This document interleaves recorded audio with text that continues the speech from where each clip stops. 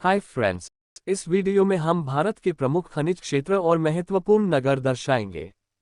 कोई भी मानचित्र भरते समय सावधानी रखना आवश्यक है, परंतु यदि थोड़ा दाएं बाएं हो जाए तो उसे गलती नहीं माना जाता। परीक्षक को यह मालूम हो जाना चाहिए कि आपको सही स्थान मालूम है। जैसे यदि आपसे दिग्बोई या नाहरकटिया का पूछा जाए तो आप इस क्षेत्र में कहीं भी दर्शा सकते हैं, और यदि आप यहां दर्शाएंगे तो गलत होगा और आपको मार्क्स नहीं मिलेंगे। अब हम मानचित्र शुरू करते हैं। सबसे पहले उत्तर पूर्वी क्षेत्र से शुरू करते हैं। यहाँ असम में दिग्बोई और नाहरकटिया प्रमुख पेट्रोलियम उत्पादक क्षेत्र दर्शाए गए हैं, जो अक्सर परीक्षा में पूछे जाते हैं। इन मानचित्रों में हमने उन स्थानों को सम्मिलित किया है जो पूर्व में परीक्षाओं में पूछे गए हैं या अक्सर परीक्षा में पूछे जाते हैं। इसके बाद पश्चिम बंगाल का प्रमुख कोयला क्षेत्र रानीगंज दर्शाया गया है। रानीगंज के ठीक नीचे कोलकाता, जो पश्चिम बंगाल की राजधानी और प्रमुख बंदरगाह भी है, दर्शाया गया है। कोलकाता से ठीक नीचे हल्दिया बंदरगाह को दर्शाया गया है। इसे भी अक्सर पूछा जाता है। मानचित्र में आपको अक्सर सुंदरवन डेल्टा पूछा जाता है।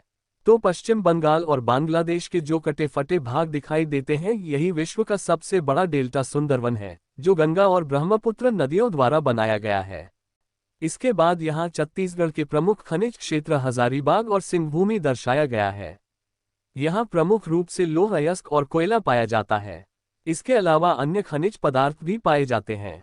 इसके ठीक नीचे उड़ीसा का प्रमुख खनिज क्षेत्र सुंदरगढ़ और कोरपुट दर्शाया गया है। यहाँ मध्य प्रदेश का बालाघाट दिखाई दे रहा है।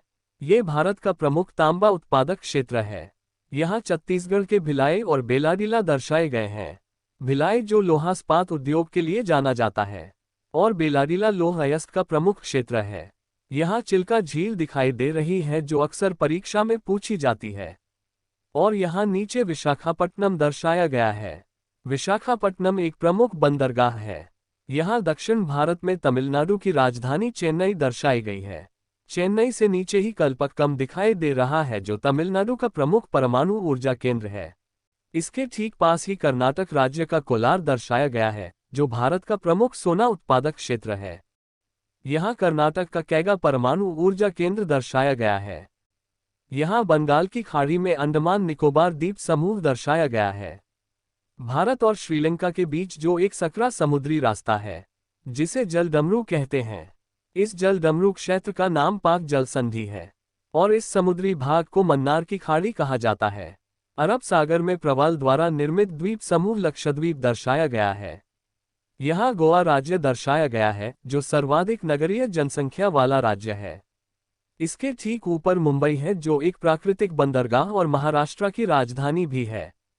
मुंबई से ही लगभग 160 किलोमीटर पश्चिम में अरब सागर में मुंबई हाई दर्शाया गया है, जो भारत का प्रमुख पेट्रोलियम उत्पादक क्षेत्र है। मुंबई से ठीक ऊपर तारापुर परमाणु ऊर्जा केंद्र दर्शाया गया है। यहाँ खंभात की खाड़ी और कच्छ की खाड़ी दर्शाई गई है। कच्छ की खाड़ी में यहाँ कांडला बंदरगाह दर्शाया गया है। कांडला से ऊपर राजस्थान के प्रमुख खनिज क्षेत्र उदयपुर और भीलवाड़ा दर्शाए गए हैं। यहाँ चांदी, अभ्रक और तांबे आदि के भंडार हैं। यहाँ राजस्थान का परमाणु ऊर्जा केंद्र रावतभाटा दर्शाया गया है। यहाँ सांभर झील दर्शाई गई है, जो नमक उत्पादन के लिए प्रसिद्ध है। यहाँ उत्तर प्रदेश का प्रमुख परमाणु ऊर्जा केंद्र नरोरा दर्शाया गया है, और यहाँ भारत की राजधानी दिल्ली को दर्शाया गया है। इस मानचित्र में भारत की प्रमुख नदियां और प्रमुख झीलों को दर्शाया गया है। शुरुआत हम उत्तर पूर्वी भारत से ही करते हैं। असम का दिग्बोई पेट्रोलियम क्षेत्र दिखाई दे रहा है।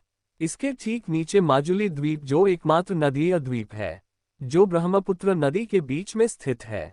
इसके ठीक नीचे मणिपुर की लोकताक झील दिखाई दे रही है।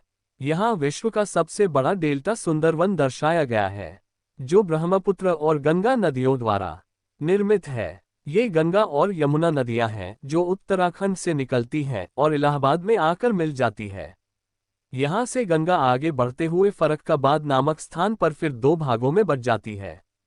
एक भाग पद्मा नदी के नाम से बांग्लादेश में जाकर बंगाल की खाड़ी में मिल जाता है, और दूसरा भाग हुगली नदी के नाम से कोलकाता से हल्दिया बंदरगाह होते हुए बंगाल की खाड़ी में मिल जाता है।